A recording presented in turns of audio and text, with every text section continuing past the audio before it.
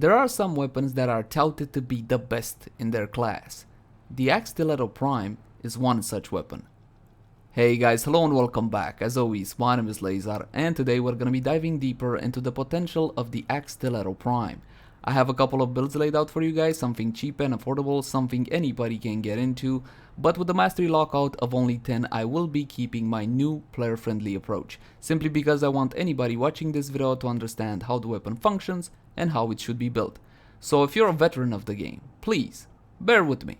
And with that out of the way, let's jump into the Akstiletto Prime. Let's start off by checking out how the weapon handles without any sorts of mods equipped. And I'm going to be taking 25-30 meters away from my target and I'm going to start spraying. The Akstiletto Prime is an automatic pair of pistols. And as you can see, the accuracy isn't bad at all, and the recoil these puppies have is quite controllable. It only climbs up a little bit, you see that? And definitely you can control this one without a stabilizer or anything like that. In any case, let's jump into stats and see precisely what we're dealing with. Mod capacity is 60 out of 60, and if yours has only 30 out of 30, jump into actions and plug in an ARCANE catalyst. This one can be obtained from alerts, invasions, especially after dev stream, so keep that one in mind. It's also a possible reward from the daily sortie, or you can just pay 20 plat to have one plugged in. My weapon has been formatted a total of 4 times, but for the weapon builds I'm recommending you guys, 3 should be enough. That is because the Akstiletto Prime by default comes with a V or Madurai and a dash or Naramon. Accuracy is 23.5, which is more than enough for medium and short range shots. At long range it does suffer a little bit. Critical chance is low at 15% and the multiplier is nice at 2.0. Pity about the low crit chance. Fire rate 7.08, as you saw there, pretty good fire rate. Magazine clip 40 and a reload speed of 1.1. This is amazing because these together will mean very little downtime. That reload speed is absolutely awesome. Here is a weak point of the Akstiletto Prime. Riven disposition 1 out of 5, which means that the Rivens will be fairly weak, and as you guys might know, I don't recommend Rivens for Dispo 1 weapons. You're gonna need a really good roll which will cost you an arm and a leg, and as you will see, the Akstiletto Prime doesn't require a Riven to be a competitive weapon. Status chance is absolutely awesome at 30%, so we're gonna get plenty of statuses out of this one. Regarding the IPS, the highest amount is impact. IPS is short for impact, puncture, and slash. Second highest is slash, so we will be able to get a slash build out of this one, and I'll show you that a bit later. Puncture unfortunately is only 3.6. Impact currently in Warframe is kind of recognized to be the worst damage type, so I would have rather have the puncture higher than the impact, but beggars can't be choosers. In any case, let's start slapping on some mods. With the mandatory mods, Hornet Strike 220% extra damage. Now when it comes to damage, we do have a couple of other options. Stay away from Magnum Force. Now this one is currently very underpowered. Fully maxed out, which will require a lot of endo, will give you 66% extra damage and take away 33% accuracy. The accuracy loss isn't really a big problem for the Akstiletto, unfortunately only 66% damage, come on. Augur Pack gives you 90% plus the benefit of the set. For now, we're just gonna keep Hornet Strike. Next, let's look into crit chance and crit damage. And by the way, if you guys have Prime versions of any of the mods that I recommend, then by all means, go right on ahead and use your Prime versions. Crit chance with Pistol Gambit or Prime Pistol Gambit is gonna be bumped up to 33%, and crit damage, of course, with Target Cracker, only 60% crit damage.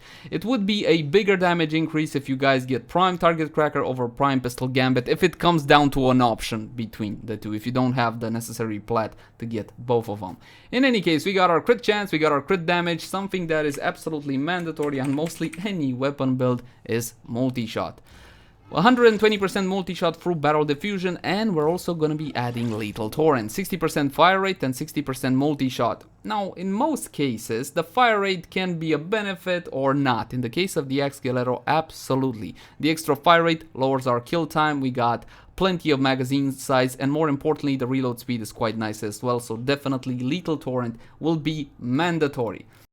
Next, we should be looking towards amplifying our damage with elemental damage, and elemental damage should always be applied depending on where you're going and who you're fighting. If you're going up against the Corpus faction, then building Magnetic will not be a bad idea because it deals extra damage to their shields. Or you can just build Toxic. If you build Toxic, that will bypass their shields entirely and deal damage to their health. Up against the Infested, then Heat is more than enough to deal with them, especially if you guys have Prime Heated Charge. Today we're gonna be taking the example of the Grenier because these are the toughest targets in Warframe. On Grenier you find two armor types. You find Alloy, which is weak to radiation, and you find Ferrite, which is weak to corrosive damage. More often than not, against Grenier, your safest bet is to build corrosive, which is the elemental combo between electricity and toxin. So why don't we do that? Toxin through pathogen rounds or pistol pestilence. Will it be the 90% mod which gives you more damage, or the 60-60 mods which provide a good chunk of status chance? Throughout testing, the 60-60 mods have constantly performed better, so this is what I'm recommending to you guys. But if you're going for lower level content, something like level 60s, 70s, 80s, then the 90% mods will be more than enough, and by all intents and purposes, it will offer better results. There is a general rule which is not true in every single case. If you're going level 100 under, then 90 mods. If you're going level 100 over, then 60-60 mods. In any case, we got our Pistol Pestilence. Now this one can be farmed from Corrupted Vor in the Void, quite easy to farm, and the price of the trade chat is roughly around 10 to 15 plat. Now for our electricity, Jolt 60-60 electricity mod.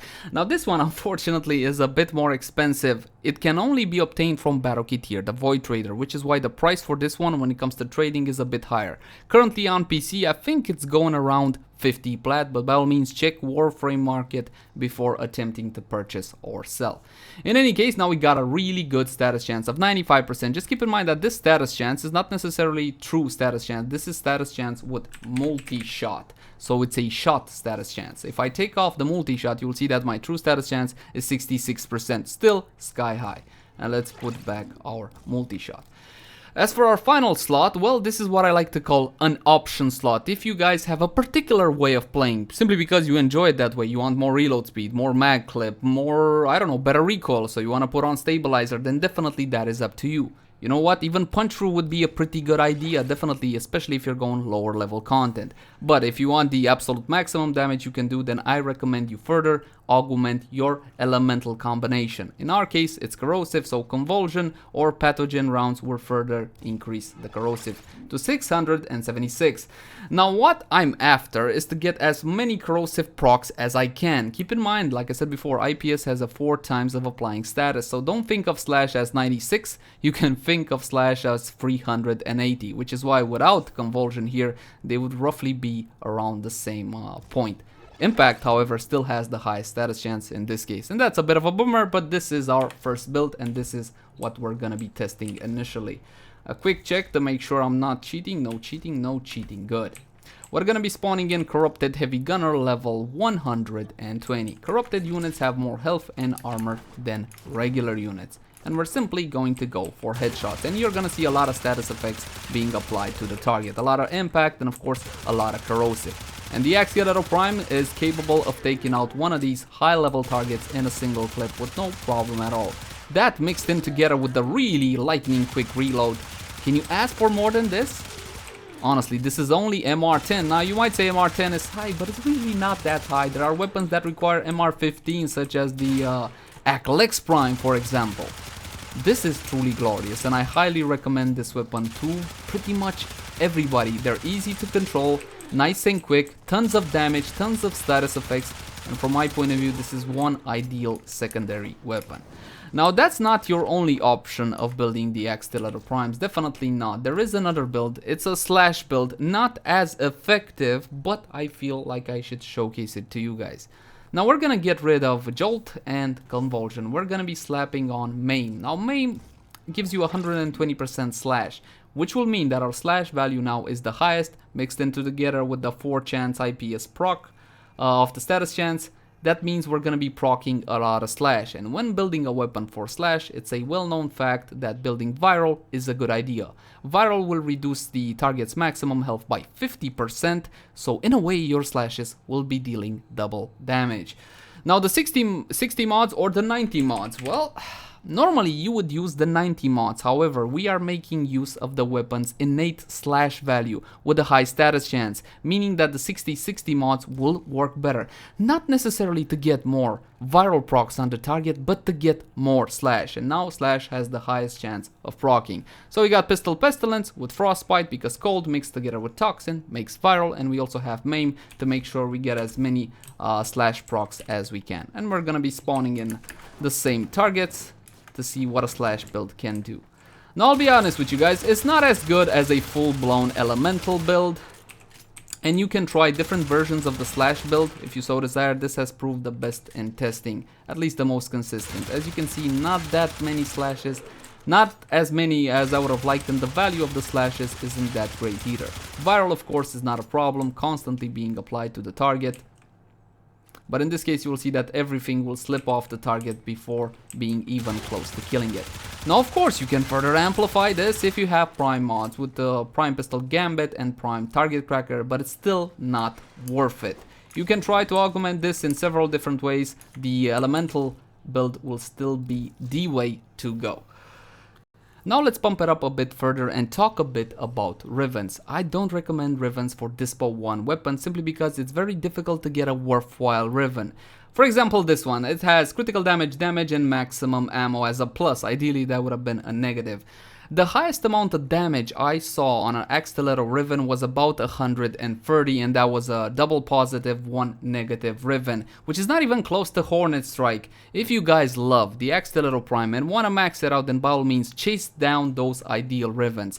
For Dispo 1 weapons, however, I simply don't bother because I don't think they're worthwhile. Let's talk about ammo. If you guys run out of ammo, I stood about 25 to 30 minutes in a defense with the Akstiletto Prime, and I was still good on ammo. But if you're running out of ammo, Carrier or Carrier Prime will deal with that, because Carrier can use Ammo Case, increases ammunition capacity by 25% and converts ammo picks up into ammo for equipped weapons after 2 seconds. Just keep in mind to have the Akstiletto Prime equipped at that current time. Other than that, we can pump it up with Prime mods, of course, so we're gonna go with Prime Pistol Gambit and Prime Target Cracker. This one is one from the top, 100% crit damage and 187% critical chance instead of the standard 120. And of course, we are going to go back to my corrosive setup because that one is simply better. So there we go. And we're gonna test it out like this, but not before pumping up Mirage so we can get some nice Warframe buffs. When it comes to auras, if you guys know you're going up against Grenier, then corrosive projection is gonna be the way to go. However, Pistol Lamp will grant its benefit regardless of what you're shooting. 27% extra damage, it's an aura, so it will grant this benefit to your entire party. Arcanes, however, are a lot more important. Arcane Precision on headshot, 80% chance for plus 120% damage to pistols for 8 seconds, and the usual 1 Arcane Revive. Now this one is farmable from the 3rd Eidolon down on Cetus. As for your 2nd Arcane, you have an option of 2. Either Arcane Awakening, which will get you another 100% damage to pistols for 16 seconds, but this is an on reload 40% chance. Not very reliable in general. Then again, the Akstiletto Prime have that quick reload time. My option is Arcane Velocity, and by the way, Velocity together with Awakening synergize beautifully. Velocity on critical hit, 60% chance for 80% fire rate to pistols for 6 seconds, and the usual plus 1 Arcane Revive. And I'm also going to be slapping on Blind Rage for the hell of it. And we're going to be respawning the exact same enemies. Activate Mirage's first ability for her wonderful clones and her third ability for 514% extra damage. And of course, now we're gonna be able to shred through these targets like there's no tomorrow. It's not exactly news that the Akstiletto Prime are beast weapons, monsters in their class, and I highly recommend this secondary to just about anybody. They only have one issue as far as I'm concerned. That Riven disposition. That Riven disposition brings them down, because if I were to think like, I don't know, of a top 5 weapons without Rivens, then certainly Akstiletto would certainly be among the top 3. But if I take into account Riven dispo, then well, they're not that hot anymore. In any case, this is a weapon that anybody should be having in their arsenal. It's more than worth the build. Just keep in mind that currently the Akstilettos are vaulted, so you are going to be paying a pretty penny from the trade chat in order to obtain a full set. And that's gonna do it for this build guide. Thank you guys so much for watching. Like, favorite, share, and subscribe if you enjoyed the content. If you have any feedback for me or would like to request a specific weapon review, then by all means leave it in the comment section down below. I'd be more than happy to read through each and every comment. But until next time guys, bye bye!